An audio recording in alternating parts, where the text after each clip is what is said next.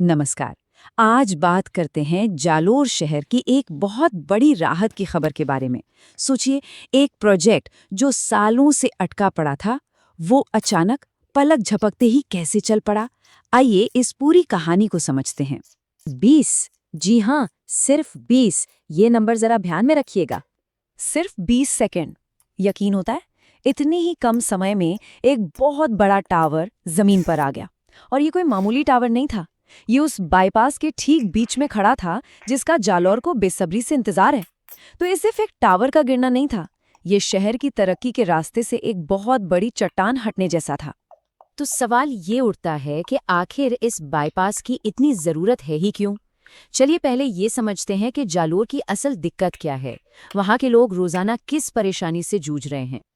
जरा सोचकर देखिए, शहर का मेन सेंटर, रिहायशी इलाके और उनके बीच से गुजरते बड़े बड़े ट्रक और ट्रेलर, दिन हो या रात ये सिलसिला चलता रहता है।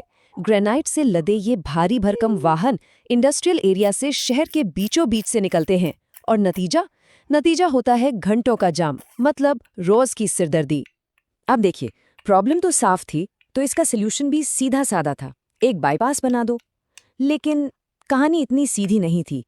इस सल्यूशन के रास्ते में एक ऐसी अड़चन आ गई जिसने पूरे प्रोजेक्ट को, आप मानेंगे नहीं, 2 साल तक लटकाए रखा।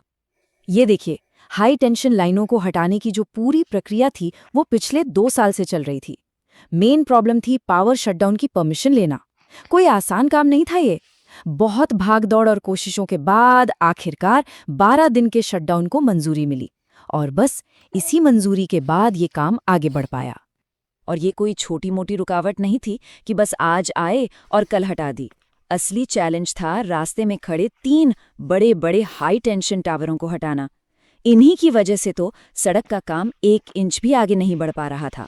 31, जी, लगभग 31 मीटर, मतलब करीब करीब 100 फीट ऊंचे थे ये टावर।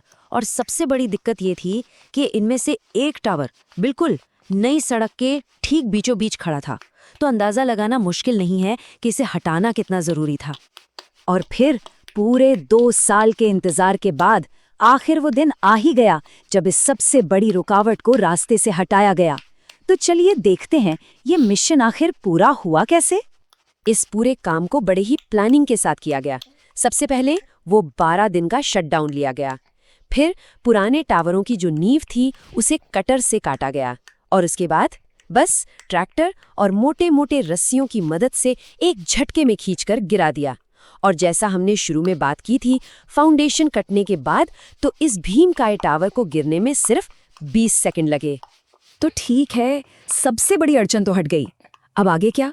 प्रोजेक्ट का अगला स्टेप क्या है? आइए इस पर भी एक नजर डालते हैं। अच्छी खबर ये है कि ज्यादातर जो मुश्किल काम था वो अब पूरा हो चुका है। अब बस कुछ जरूरी काम बाकी हैं, जैसे आर्च ब्रिज और जवाई नदी पुल को आपस में जोड़ना। इसमें बहुत ज्यादा टाइम नहीं लगेगा। अधिकारियों को पूरी उम्मीद है कि अप्रैल 2026 तक जालौर वालों को ये नया बाईपास इस्तेमाल करने के लिए मिल जाएगा। अच्छा, जब ये बाईपास बनकर तैयार हो जाएगा तो इससे जालौर की तस्वीर बदलेगी कैसे? मतलब इसका असली असर क्या दिखेगा जमीन पर? 15 किलोमीटर, ये जो 15 किलोमीटर लंबा बाईपास है ना, ये जालोर शहर के लिए एक नई लाइफलाइन बनने वाला है। इसका एक ही मकसद है और वो बहुत बड़ा है, भारी ट्रैफिक को शहर की सड़कों से दूर रखना। इसे नाम भी बिल्कुल सही दिया गया है, ट्रैफिक रिलीफ कॉरिडोर। मतलब एक ऐसा रास्ता जो शहर को ट्रैफिक के बोझ से आज़ादी दिलाएगा, राहत देगा। तो ये नया रास्ता चलेगा कैसे? यह बिशनगढ़ रोड पर बने ओवरब्रिज से शुरू होगा, फिर सांकरना जवाई नदी पुल को पार करेगा और सीधा कनेक्ट हो जाएगा इंडस्ट्रियल एरिया से। मतलब सीधा सा हिसाब है, ग्रेनाइट और दूसरे सामान से लदे जो भारी ट्रक हैं वो अब शहर में घुसेंगे ही नहीं, बाहर से ही अपनी मंजिल पर पहुंच जाएंगे। तो देखा जाए ये सिर्फ एक सड़क बनने की कहानी नहीं है, ये कहानी है 2 साल के लंबे इंतजार पर 20 सेकंड की एक शानदार जीत की। अब सवाल बस एक ही बचता है कि इस एक प्रोजेक्ट के पूरा होने से आने वाले वक्त में जालोर शहर का विकास और वहां रहने वाले लोगों की जिंदगी कितनी बदलने वाली है।